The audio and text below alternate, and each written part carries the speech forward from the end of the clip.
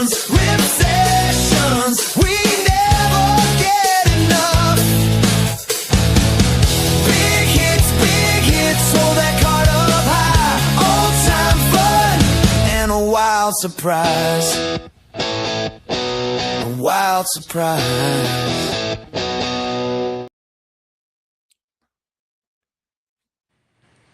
Hey, what's up? It's Jonathan Fink, Sports Card Collectors Club, and we got something new. It's a new podcast called The Rip Sessions, and joining me today is Levi, and he's from the NBA Top Shot community, and whoever shows up to our local card shop table tonight will be awesome. But right now we're ready to rip some packs. So Levi, welcome to the show. Hey, thanks, man. I appreciate you having me on. I'm really excited.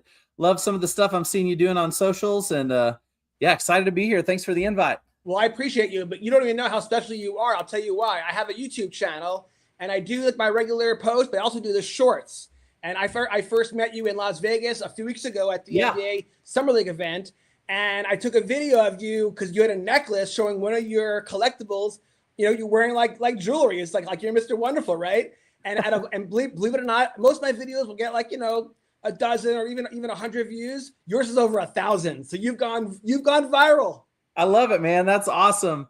No, it's so cool. I mean, it's the good folks over at Crypto Slabs, you know, they get that all set up for us. And you know, I'm only about a year and a half into this digital collecting journey. I'm definitely a cardboard guy from back in the day. I mean, way back with my grandpa to, you know, junk wax stuff, you know, forever ago. But just recently, you know, my wife kind of put out the ultimatum, you know, about a year and a half ago, like, hey, the boxes are overtaking the earth. So we have to do something else. And so it was kind of some people might've heard the story in the past, but I met this guy on a flight to the NBA Cup in Vegas, actually. And he was a Top Shot collector, and he walked me through on his phone kind of what it was. And I was hooked, and I love it. It's a really cool experience. It gives you a lot of that in-person rippage kind of feel, that excitement of the unknown, but in a digital way that keeps the wife happy. So yeah, so I'm just curious, how did you keep the wife happy with all that physical inventory? Did it go to eBay? Did you go to a local card shop and trade it in? How did you get rid of it all? Great question. Yeah, I kept a lot of it. So I'm in education. I'm a principal at a middle school, and so we got together a little club that I was the sponsor of. That's the you know, kind of the card collecting. A lot of them are into Pokemon, but we talk about set completion. We talk about organization. It's kind of fun how many lessons you can actually pull out of it. It's an after school thing. But we have a lot of fun. We also do this. There's a card game called NBA Skills that you can actually, I won't go into it a whole bunch here, but you get playing cards, and it has a game component, but also they're figuring statistics. So roll a certain dice, like a D10, based on their field goal percentage, and if you roll a certain number, you get points, and so you get to use the trading cards to learn a little bit about math. And so there's a lot of tie-ins that have been kind of fun with it. But long story short on that, I gave some of those cards away to start, you know, a lot of the base, you know, giving it to the kiddos and giving them a LeBron here or a Curry there. Mostly a basketball guy now, and most of the kiddos they're into Pokemon or starting to get into basketball. Yeah, I kept some of the stuff, but honestly, it's a lot less than it was, and so it's in this new digital space. It's been a little bit easier to keep it organized when it's all on the phone. That's right. That's awesome. I didn't know that was your profession. That is wonderful. You're like doing God's work every day, making kids, changing their lives, making them, you know, turning boys into men, girls into women, and that's very rewarding, I'm sure. But what I love is how, you know, it's true, like, you know, the kids, like my son's going to be a sophomore at KU. And I was like, you know, believe me, good grades, focus on the academics. It's important. But you know what? Promise you, son, you're going to learn more outside of the classroom. You know, it's the way you learn about life. And the thing about clubs is the same thing. And this hobby, you're learning about economics. You're learning about interpersonal relationships. You're learning about integrity and character and ethics and value and commerce and barter. And so, I mean, I wonder how many schools even have a card club, because to me, it's like most people started Pokemon when they were kids. So to me, it's very natural. With your card club, is it inclusive with non-sports cards and sports cards together? Is it all just one big club? Yes. So, you know, we don't allow anything card related during the school day, of course, because that'd be a distraction. So, the part is you're not in the club anymore if you choose to get that out during the school day. So they keep it in their backpacks, and then we have I think we've met 3 or 4 times last year, about once every 9 weeks, and we'd have everybody bring their stuff, stay in their backpack, and we'd get it all out in the library after school. We'd have some snacks and stuff, but then everyone would kind of show their collection. They'd talk about how they organized. They there would be some trades that took place, and I brought some PSA stuff. So a lot of them are not used to grading. And so kind of like talking about that, and that we've got to think about how we handle our cards, how we shouldn't just keep them loose. Let's think about, how we're maintaining those. You never know. And I was a Pokemon guy back in the early 90s too. And I still have, some of those in a folder. And so I brought those out and kind of, put on some gloves to let them, I don't really need the gloves on. They're not that cool, but just talking about those things, like getting them in the space of, hey, this is collectible. It's something that you might have for a long time. You want to take care of it.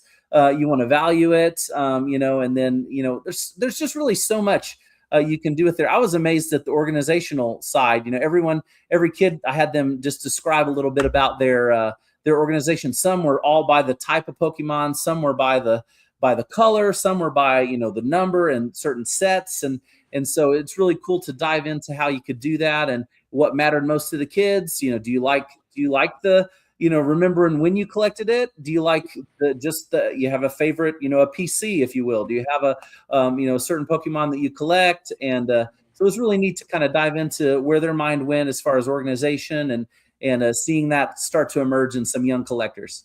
All right, so real quick, shout out to the chat. We got some people in there, and shout out to Paulie from Collecting and Connecting Podcast and What Do You Collect. He told me to give a shout out to the Discord. There's an Austin Reeves giveaway. Just comment RIP Sessions and your favorite class in school as a kid, and you're gonna get in on that. So go check that out.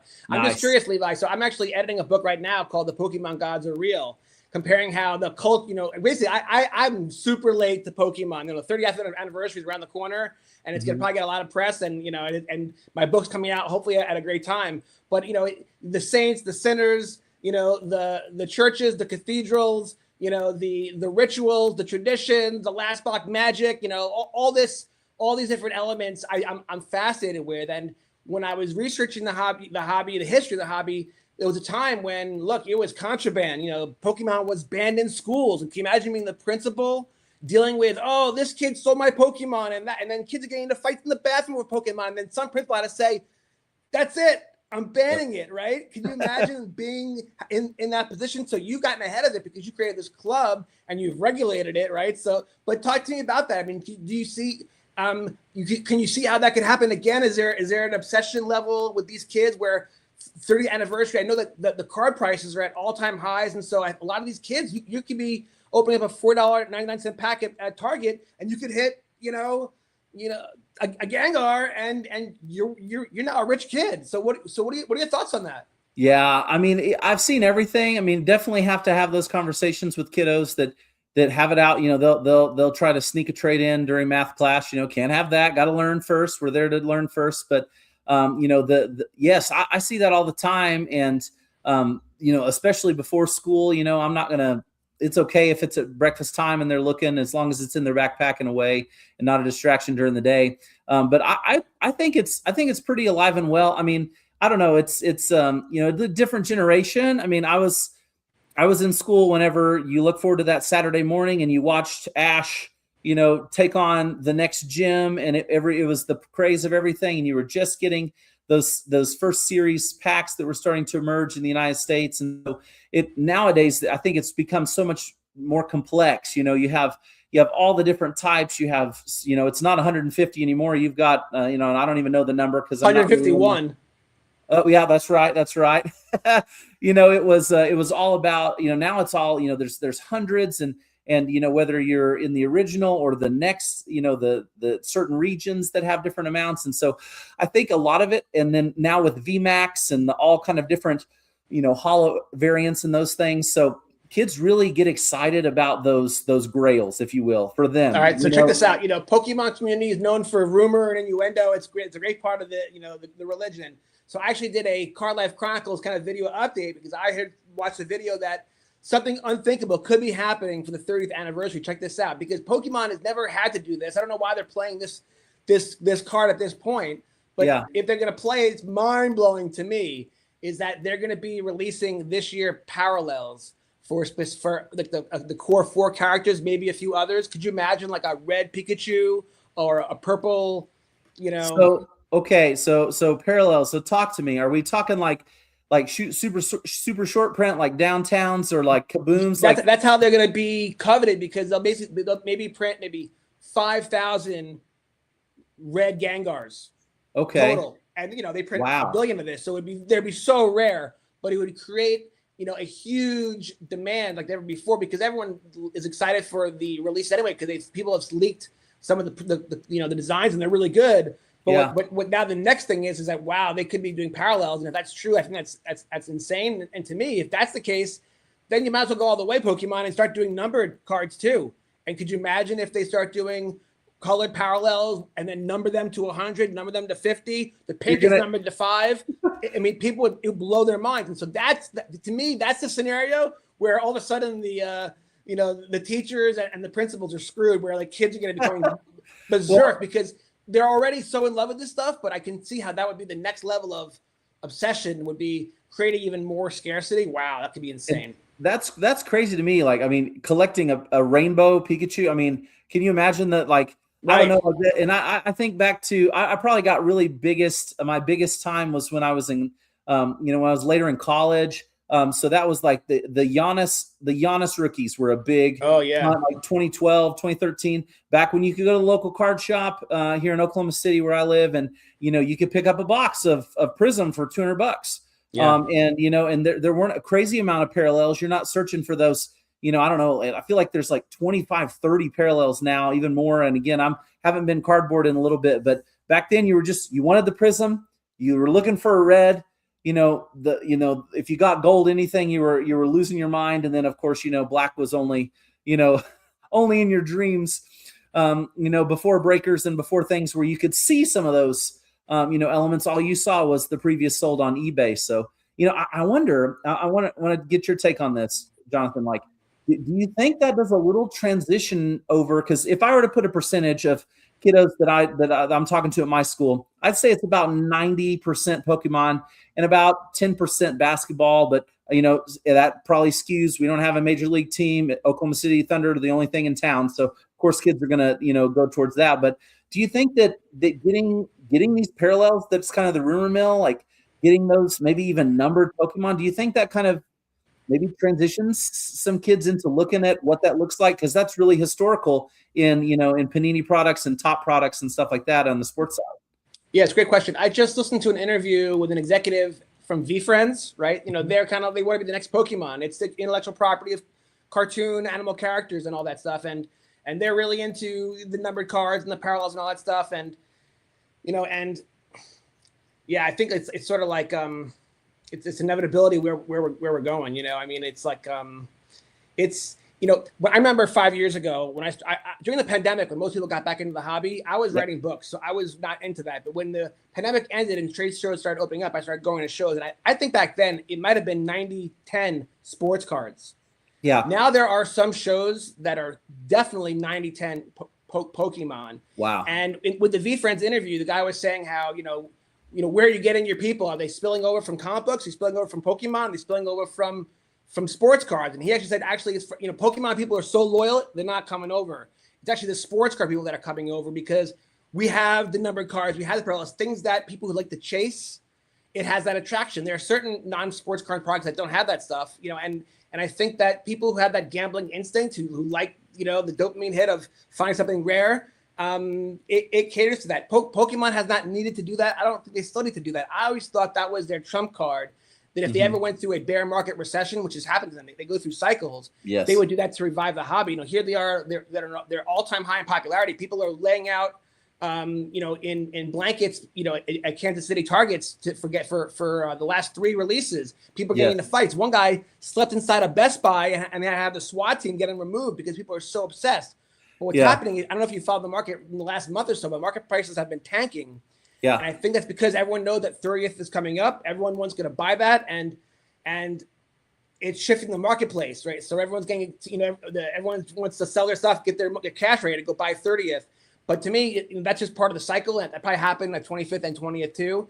It's probably a short-term buying opportunity, but it probably could get a lot worse, especially if the chase cards really are that beautiful. Everyone's saying that they are. Who knows if the leaked cards are really true or not? Yeah. But if this rumor is true that there really could be parallels, I mean, people won't care about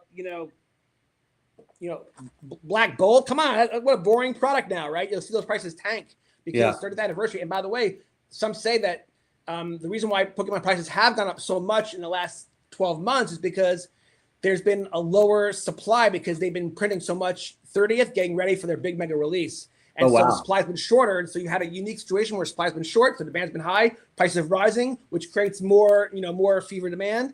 And now it's finally, rolling over. And that could be a function of other things. It could be a function of what's happening in the markets. Bitcoin is lost half its value. The markets are jittery with whatever, So it could be that also, but I think it's more within the Pokemon community. The 30th anniversary is setting ripples, and maybe as the rumors get out there that there could be parallels and whatever, people get even more excited and they say, well, you know what? Why am I storing this stuff? I'd rather just dump it, get what I can, because I'll still probably make a profit on it, maybe just less, and then I have my powder dry, so I can really go and buy a bunch of the new stuff because if you love Pokemon, you've noticed that over the last 30 years, the product continues to evolve and get better, right?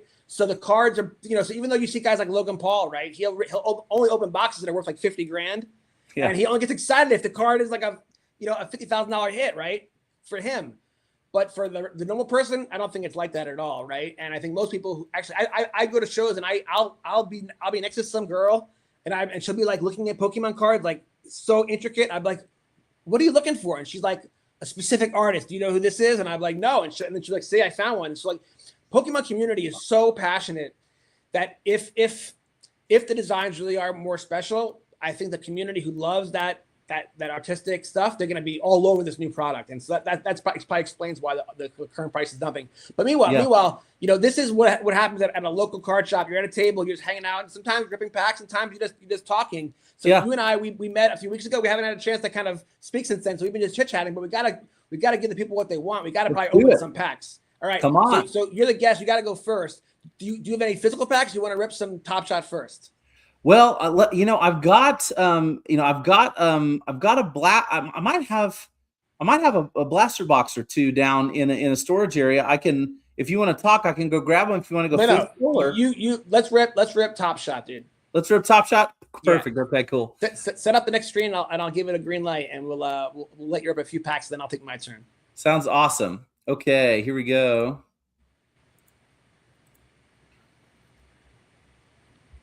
All right, let's see if it works.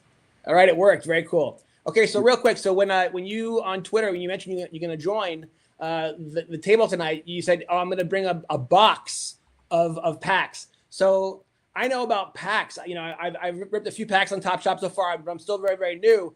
I've never even seen where people are buying boxes, but I know a lot about high boxes. I buy a ton of them for my own passion in the hobby. Yeah. Talk to me about a box of NBA Top Shot, how that works. How much does it cost? How many packs come in a box? Are there different types of boxes? Why don't you be a salesman and give us the NBA Top Shot product box, breakdown? Absolutely. So boxes are new this year. And so within a box, you have kind of two things, like the box and the case that have been debuted this year. Now you have individual packs you can pick up. They range, you can go kind of the blaster part, they have chance hits. They're like $5-10. Then you've got standard packs. So that'd be kind of like your hobby pack, if you will. And then boxes come with something unique. In each box, retail for these boxes, $250, and you get either 5 or 6 packs, depends on the box. They have different releases. So you have the finals release, you have playoffs release, you have rookie release, kind of different product, just like you would in cardboard. And so with the box, you get 5 packs, but then you also get box toppers. So those are kind of the guaranteed hits. So, on a box, it might be, in the physical world, it's guaranteed 2 autos. Well, you get guaranteed 2 hits that have the potential to be kind of, the grails, if you will. And then same thing in cases.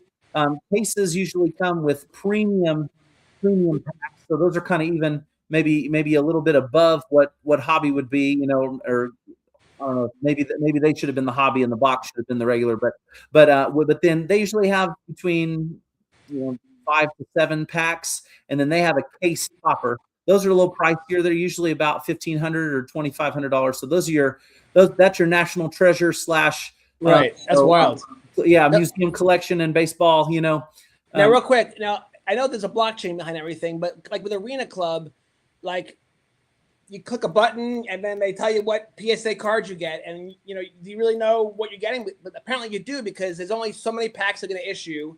Every pack on the blockchain has a certain probability, and then once a card gets, they're actually going to mail out the physical card. So like once that card gets purchased, it's off the list, it's off the blockchain. So now the odds have changed. I assume it works the same way here. Is that right? Kind of similar, a little different. So when they do a release, what I love about Top Shot is in comparison to the cardboard side, or even like Panini blockchain, which again, I think they're both great products, so I'm not trying to say one's better than the other. But what I love about Top Shot is it's a video clip, so it's actually a moment of the game. So if I go to a Thunder game and sitting in my season tickets, and there's a great night for Shai Gilgeous-Alexander, he scores 50 points, and they make that moment, I can go and collect the video of some of those big plays. Yep. Like a great example this year, the Knicks that won the championship, that the hand of OG Anunoby, that was a really big one. For example, in the NBA Top Shot space, they only made 39 of those. So like that's a big chase. I put an offer in on one and got one, so I'm happy to have one of only 39 of those that exist. But then, even within that, they have a parallel that's, called a Galactic that there's only 5. It's the same moment, but it has a different background, just like you would in cardboard if it was gold. And then they have an Omega, which is an out of 1. So, but the cool part on this is whenever they do a release, there's only so many moments. That's exactly what it is. And what's really cool about it, thinking compared to cardboard, like, that there are those moments out there, it's out of 10, but you don't ever really know what happened to all of them, right? So, I might catch a gold that is making my day, and I've got 6 out of 10. I might never see the jersey match if it's Shai and number 2. I might never see the number 1. It might never make it to eBay. It might never be ripped on a break. But what's cool about this in NBA Top Shot is everything is transparent. So when you go to buy a box, you know exactly what your odds are. And then as people buy the box and they open the packs and they open everything, it'll give you live percentages of like, hey, there's this many legendary moments left. There's this many rares. And then if you really like to collect if you collect a certain number, or you like jersey matches, or you like number 1 serials, you can say, oh, okay, this one hasn't been pulled. It's still in packs. Let me click on that pack to try to buy a few to chase it. Or this guy has it. I know that I can go try to, work a trade with him or something. So there's a lot of transparency as far as who has what. And then, with each moment, once they mint that moment, they never mint it again. Okay, so real quick. So I actually had more questions for you, but yeah. let's refer to the chat. We got James Pooh Bear with a question for you. He says, what's left in the NBA Finals boxes? So let's go find out. That's a great question. Let's do it. So within the Finals box, and my Top Shot here seems to be a little bit slow tonight, but let's go here and make sure that we're locking in here. But within that, let's go to the market and see if we can find it. So I'll go over here, and we're going to go to packs, and we want to see NBA Finals box. There it is down there at the bottom. So you've got the box topper here. So we're going to get 2 of these in there. So let's check out. These are kind of the super grails. So we've got 45 legendaries that were in there originally. We got 15 left. Mm-hmm. So what are we chasing? We're chasing Patrick Ewing out of 10. So, that's got a $6.99 price. Now, I got to say, real quick, why would Patrick Ewing be in the NBA Finals pack? Is that just because it's like a legend?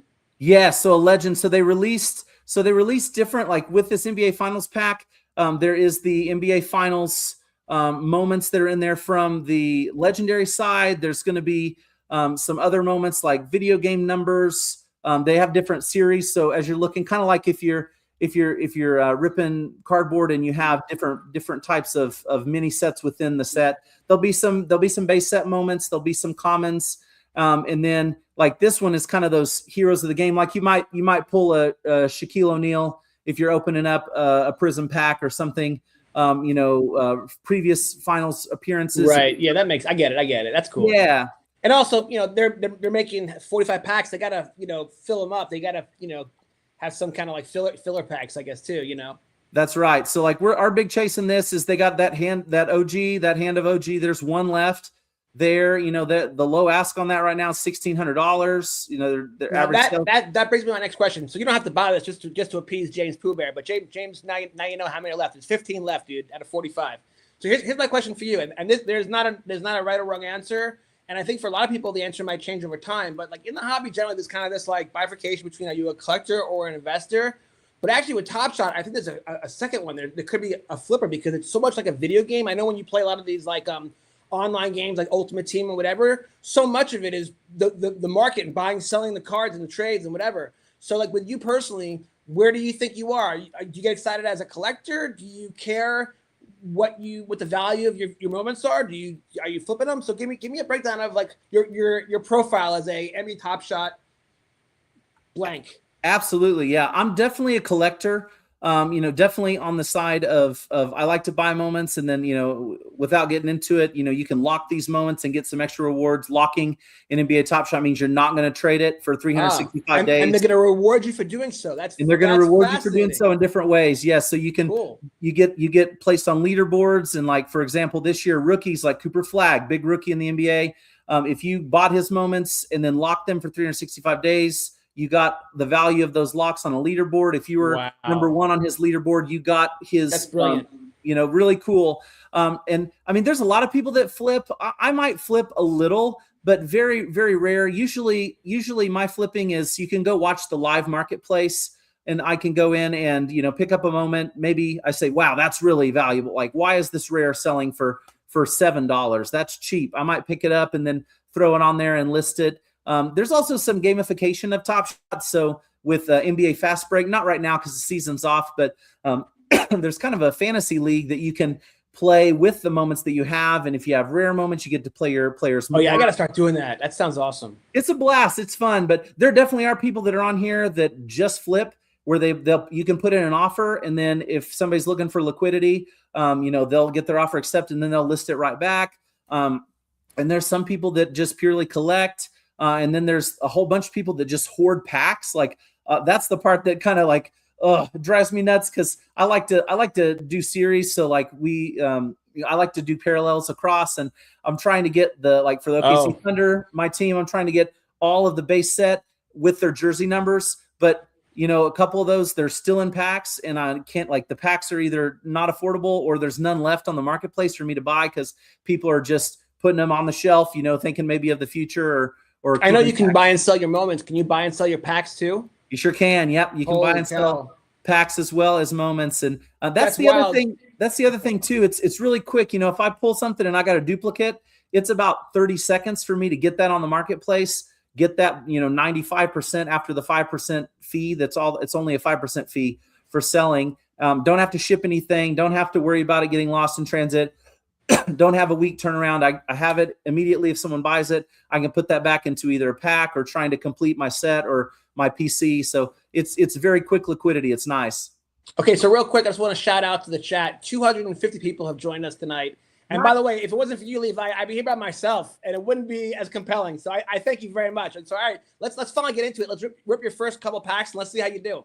Let's do it. All right, let me go back over here to collection and go to my packs. All right. Once this loads up, we'll do this. It'll open up and it'll show you the number of packs and the box toppers, and then we'll do a couple packs and we can do a box topper out of there. So here we go.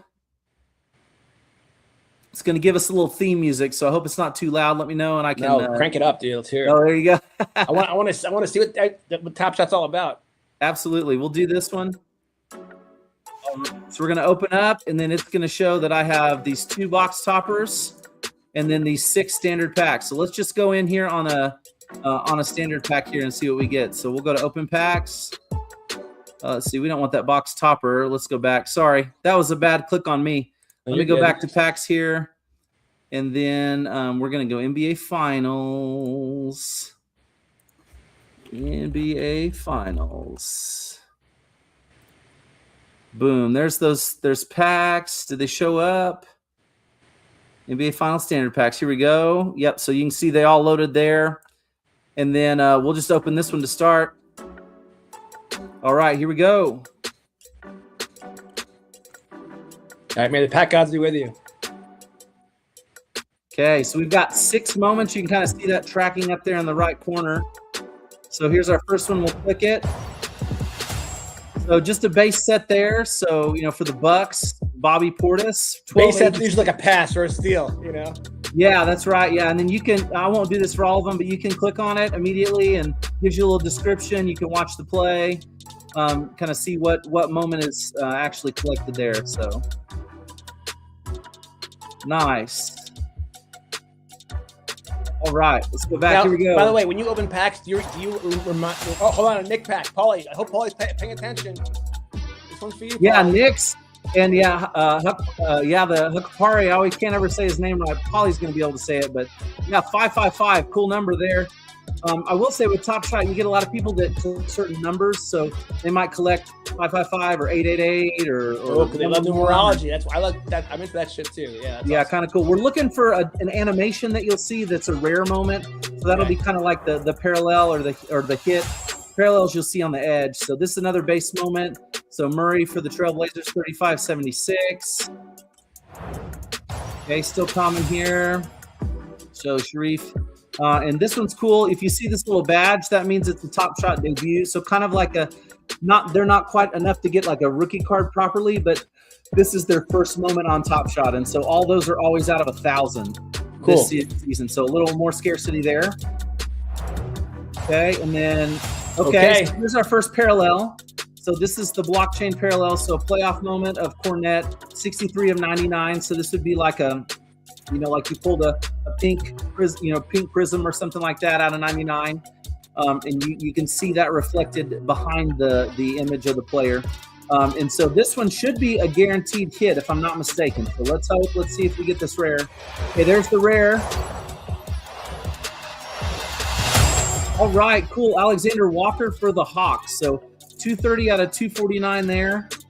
And it's video game numbers, so it's going to be a crazy amount of scoring or something. You put the league on notice on a 10-game win streak. And you can, as you read more, you can see, he scored 41 points on 9 of 14 shooting. So because of that crazy night of shooting, it earned him this. So this is a key shot from that game. And it's branded. It's like an insert. It's like it's video game, right? Exactly. It's like video game. Yep. This is this would be the insert. Like maybe marquee or whatever they might be. So there you go. There's a pack. And then when you're there, you just back out. They immediately go to your to your collection, and then you could sell from there, trade from there, gift to your friends if you have a network of people. And you're trying to complete things together, you can just send them to each other to your blockchain address. It's really simple and easy. So I love it. I mean, when I first got on, people, I think you gifted me. Didn't you gift me a Jake LaRavia? Yeah, I gave you Jake LaRavia. That is so fascinating that the technology exists. You can do that because what a great way to create community. Whether that was a valuable card or not, it made me feel so good, and I can't wait to get something to somebody else. It's such a wonderful way to foster community. It's really brilliant stuff.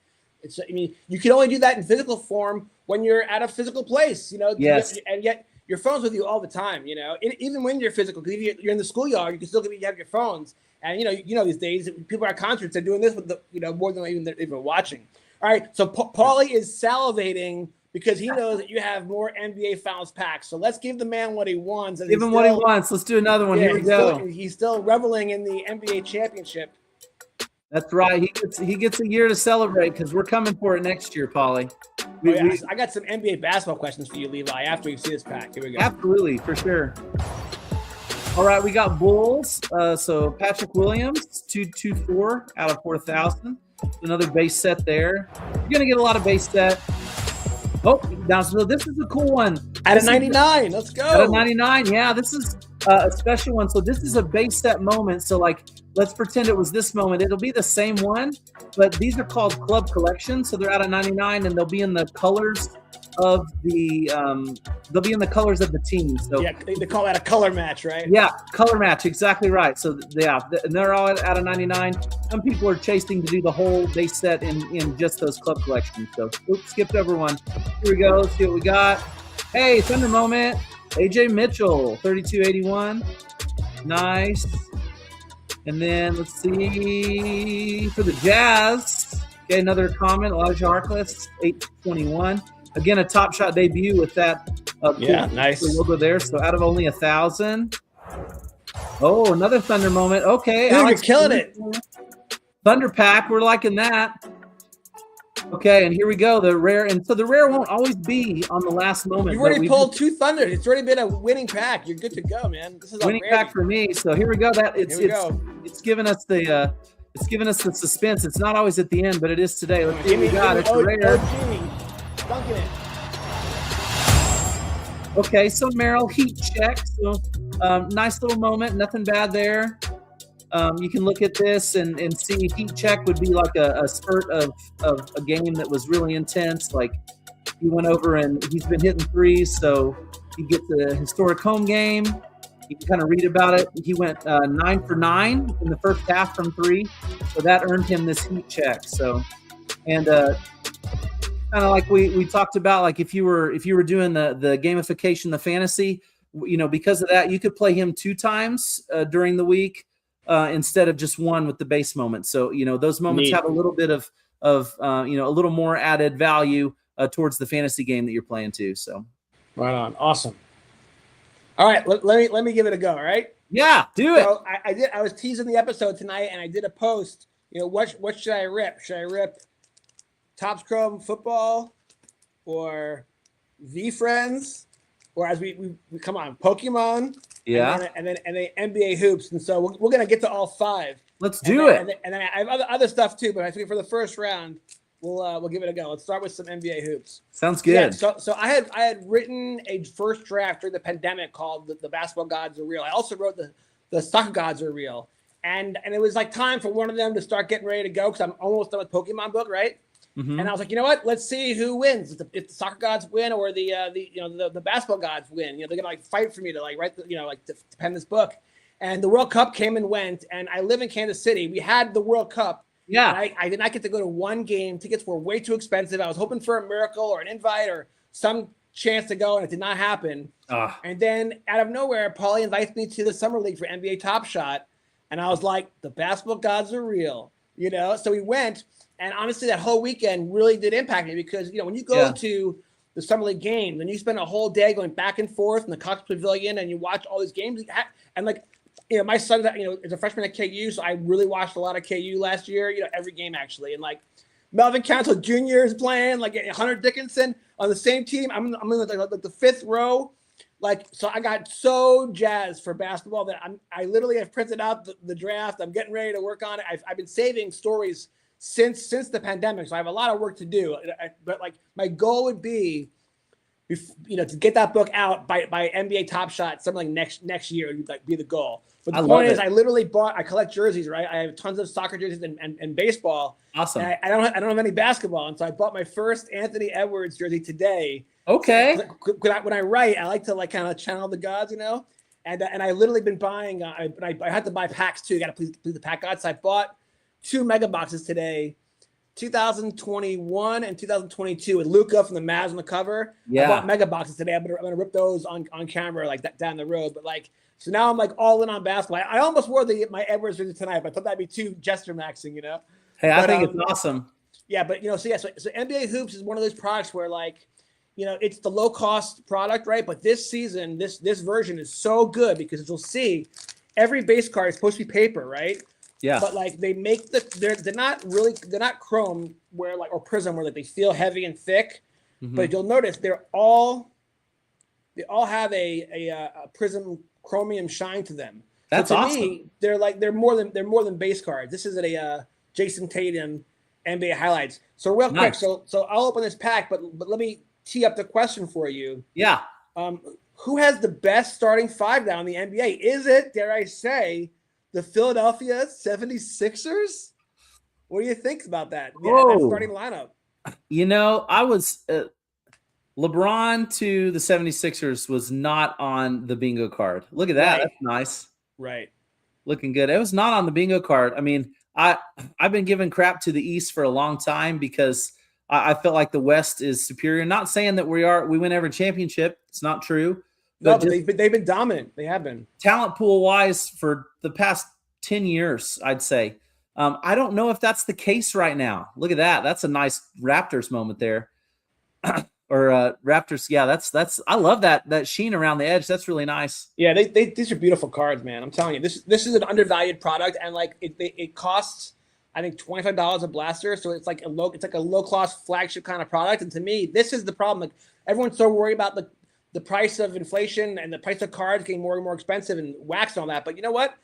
You don't have to buy the expensive stuff. You can just buy the simple stuff and just enjoy cards. It doesn't have to always be about pulling a LeBron auto. It could just be about just enjoying cards and, just enjoying the fun, So like absolutely. You gotta find what you love in it. But yeah, back to your starting five question. Yeah. It's tough to say. I mean, of course I'm going to be a homer and say that I like the depth of the Thunder, but I don't know if it's necessarily starting five. That's fair. I might go 76ers. I mean, really. Here's the thing. Can they stay healthy? Can Embiid stay healthy? Can LeBron's a year older, can even he stay healthy? It's going to be tricky, I think VJ Edgecombe is going to be the wild card there. And how much is he going to show his growth? Is he going to step up and rank himself as like that next gen? Or is he going to kind of have to, I mean, the ball can only go to so many people on that team. That's right. Only one ball. That's right. Yeah, I mean, nice. I think that it's just good for the league. I actually thought he was going to go to Cleveland. Honestly, I thought that would make more sense to go back home and try to win a ring there. But I think LeBron is determined to win a ring, and he knows that Cleveland doesn't have the supporting cast right now. And by the way, one of the things about Philadelphia is, like, I actually think that the Knicks probably still should be have the best starting five. They won the championship, But what you can't replicate easily, like in Philadelphia, they cannot do what the Knicks have done is team chemistry. You have two guys that play college ball together. They got an assistant coach who's the father of the best player. That setup in New York is really good. So like I look at that lineup in Philly and I'm like, damn, that is pretty freaking good. I mean, like Tyrone Maxey. I mean, come on, like beast mode, right? So like, I think that Philly can be really competitive, and I hope they are. Because I live in Kansas City. We should have the Kansas City Kings. We don't, right? So I don't have a team, and you didn't for a while either. So you know what it's like. I just love the league, And by the way, I've been focusing on a lot of other stuff too. But now I'm like, so in on the NBA, and it doesn't really matter to me that I don't have a team. I love the whole league itself, But what I enjoy though is competition. I want, I like how, frankly, I don't want, OKC, if they won it again, then they became a dynasty. I think that kind of maybe makes it disillusions a lot of other teams. I think it's kind of cool that San Antonio made a run. I think, next year you're going to probably meet them again in the finals, right? In the Western Conference final. I'm planning. I'm making sure that I'm guessing that Christmas Day it's going to be Spurs Thunder, and it's probably going to be here in Oklahoma City. And but it's good for basketball. We're going to have to figure out what the Christmas dinner time schedule is because I'm going to be watching that because I got to go. Yeah. I've had season tickets since 2011 here. And I just love watching basketball. Same thing. It's enjoyable to watch, and it's fun to collect the people. I think, like to your NBA hoops, there's a Shea from. I think I've seen it. I don't need to purchase some. Honestly, I need to hop on the eBay. But it's him. Is very iconic with him holding up the trophy. It's one of those kind of landscape moments, and it'd be beautiful on the wall. I'd want that on the wall or on my desk or something. Yeah. So real quick with the Summer League Top Shot, was that your first year going? Have you gone in the past? No, first time. And echoing what you said, I was blown away. I mean, the Thomason, I didn't know what to expect. I pick up a ticket. It's like $60 for the ticket, Thomason Mack, and then somehow you're connected to this other arena. And I'm like, I have no idea what to expect. And then I go in there that first day. I was there the first Thursday, and I get there right when they start at noon. And man, I just watched 8 hours of basketball and went back and forth. I sat like 2 rows behind. I ended up small talking with one of the players' wives and their kid that was there. I look over, there's Cade Cunningham sitting over there, It's wild. Cooper Flagg's hanging out on the other side, and and everybody's so accessible, and concessions aren't overpriced, and you get 7 games from up and comers or strong G League players, two-way players. And for a basketball nerd, and it's dream. I mean, I think it's underrated. Maybe one of the most underrated things. Like, I hope people don't figure it out too much though, because then it might lose a little bit of that. But it really surprised me at how much fun it was, but also how close of an interaction at that price point in NBA world. You're never going to get anything like that. And how about this? I mean, I was amazed with the fans. When you go to like spring training baseball, people are, cavalier. They're coming and going. The stadium's not even that full. People are, they're watching the game, but like they know it doesn't matter and whatever. But like these players, it matters. They're fighting for jobs, whatever. What I was impressed with is the passion of the fans. Every play, every misplay, they're they gasp, and every dunk, they are so locked in as if it's the NBA Finals, right? What do you agree? The fans are like so locked in. They're super locked in, and what got me, and I was talking to Matt Vinyls. He's one of the top. He's a Top Shot guy too. He's on my show next week, dude. Next week he's coming. Oh, on. Is he? Awesome. That's awesome. Yeah, he's a great guy, and we connected that first day, and man, the vintage jerseys of people there, it's crazy. You're walking down, it's an authentic, Hakeem Olajuwon jersey from the Houston Rockets, or you look over and there's an actual, Charles Barkley jersey, or even some really even more obscure than the big name guys. There'll be a guy that's maybe in their 50s that had on the actual jersey, not one that you could buy at the store as a replica, but you can tell it's the stitched jersey that he probably bought, 30 years ago, or 20 years ago, and when he was a fan. And so when you get that level of fandom all in one room, like you mentioned, people are bought in, they're watching the basketball, they're fans of their team or they're fans of their player, and it's great to see. Awesome. All right. Before I ask you about the Top Shot community, because it's fascinating how we all showed up there and no one had known anyone before. But I'm going to rip this pack of V-Friends. I don't know if you know much about V-Friends. It's Gary Vaynerchuk's kind of, baby project. Yeah. And, I feature it in my upcoming book, The Foot Life Volume 2. Yeah. And I do because this was my first introduction to non-sports cards, and that was a deep rabbit hole. I got into Pokemon from there, and I kept going.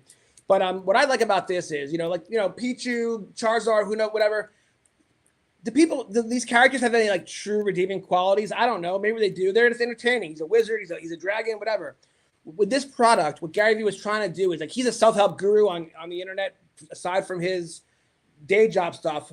And but he's very polarizing. Some people love him, some people hate him. He's very loud. He's dropping F-bombs, and so he wanted to find a way to get his message across differently, like a Trojan horse, where it's not him, but it's still his, right? And it's all about positivity and whatever. And so what I love about this product is like it's the kind of thing where like I'm 52, my daughter just graduated college, like she's got a serious boyfriend. I'm not saying I'm a grandpa, anytime soon. Let's not rush it. But like in 15, 20 years, I'm a grandpa, and I will be showing up at my grandkids' houses with a box of V-Friends, and we're gonna sit and we're gonna open this, and I'm gonna show you why. So it's only 4 cards because Topps Chrome, but I'm gonna read you each one in the back. I'm gonna show you, and this is the kind of thing where like if every elementary school had a V-Friends club, honestly, you're gonna see how the world could honestly really change. Okay, That's so check cool. this out. I'm excited. He's polarizing because some people think, it's a gimmick. He's just grifting. He's trying to make a buck.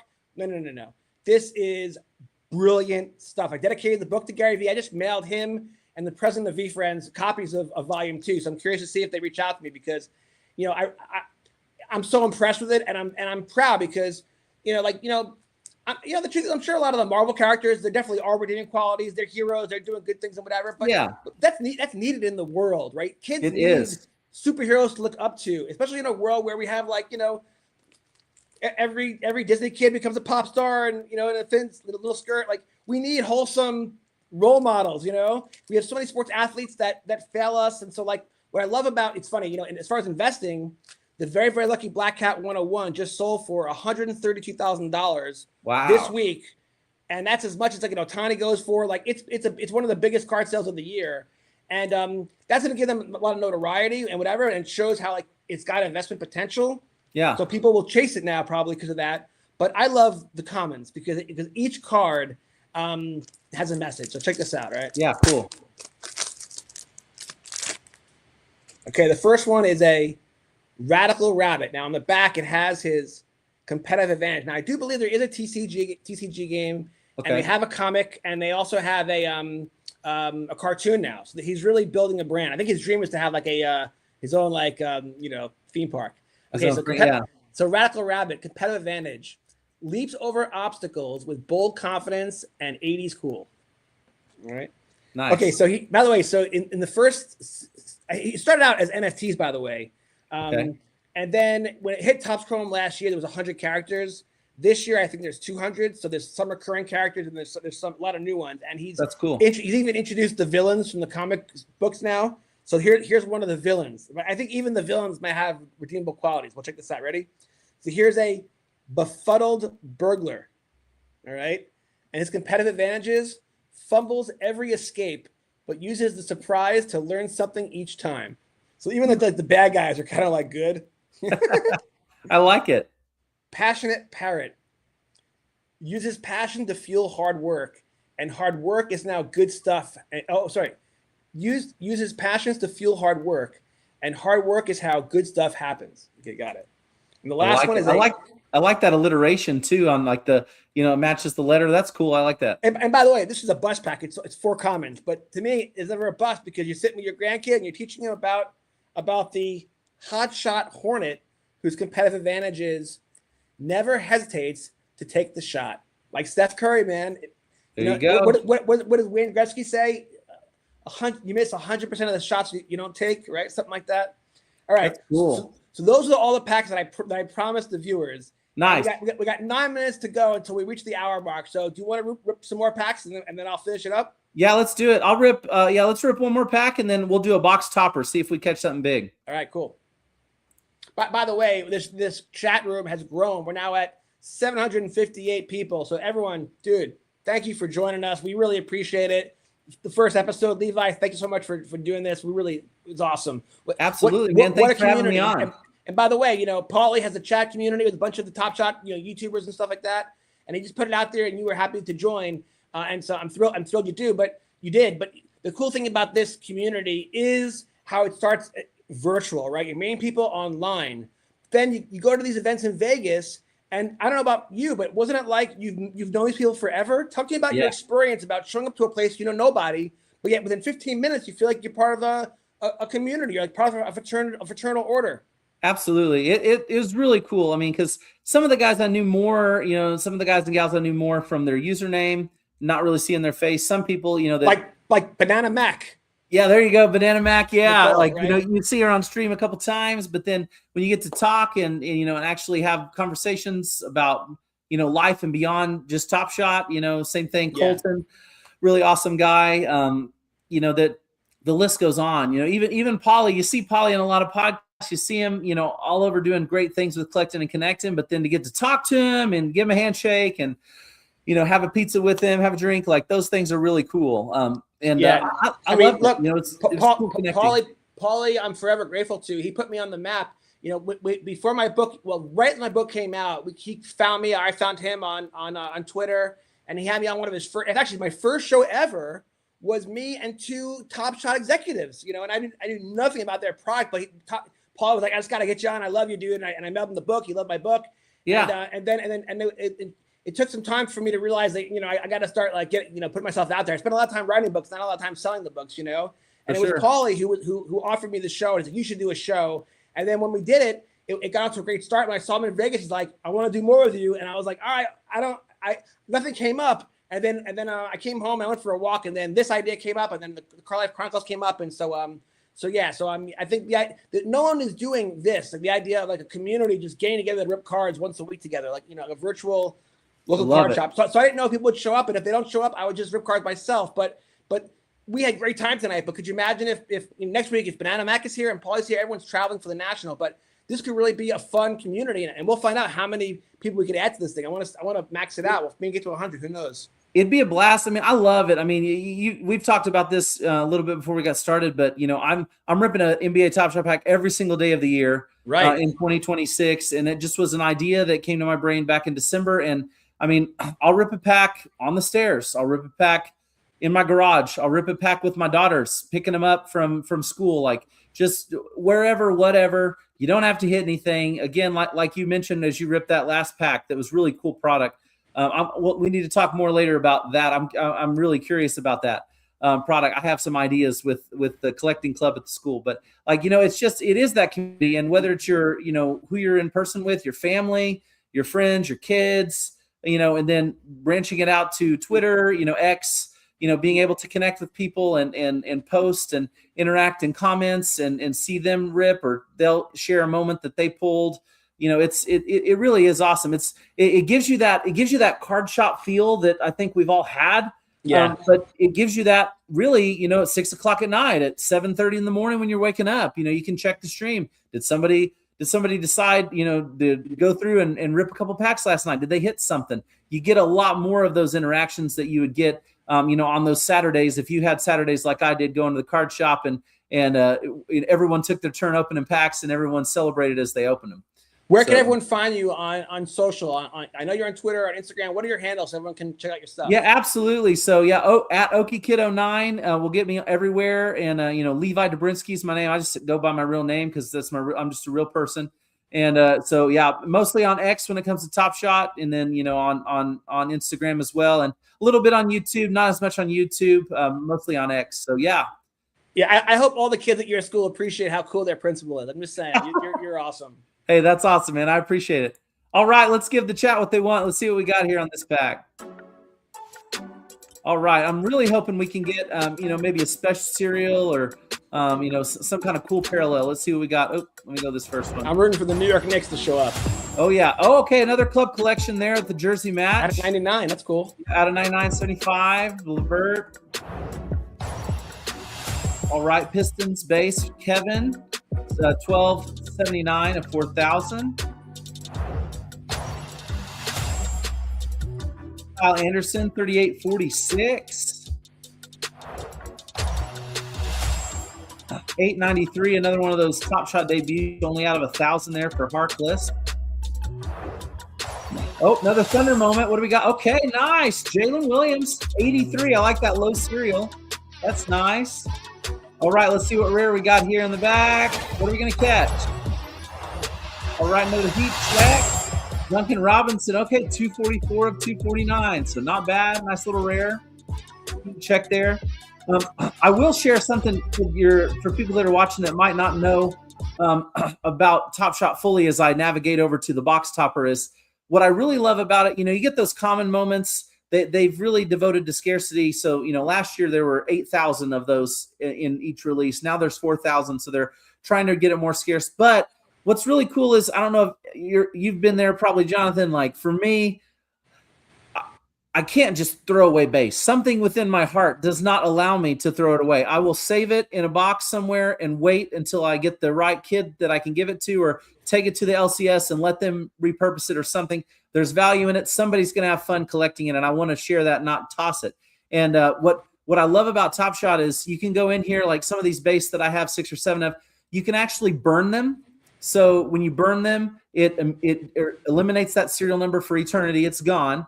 And then what they do is every 10 that you burn, then with every drop, you can get what are called trade ticket packs. And so every 10 that you burn, you can get a pack. And then those packs, the percentages are not great. You're going to get a rare, maybe 2 out of 100, 3 out of 100, but it gives a little bit of utility to your base, so that you're not just, and at the same time, you're getting that utility and you're shrinking supply. So yeah, that's clever. It's very clever. It's very cool. A lot of thought was put into this product, for sure. Yeah, absolutely. I shouldn't even call it a product. I want to call it a platform. It's a platform. Platform. I like that. I agree. It's definitely a platform. All right, here's the box topper. This has that OG legendary we're looking at. There's Victor Wembanyama in here, legendary. And then there's that Patrick Ewing that would be just so cool. So let's see what we got. We got 2. Let's just open both. We're going to have fun here. These are like $70 on the marketplace. So let's see what we catch.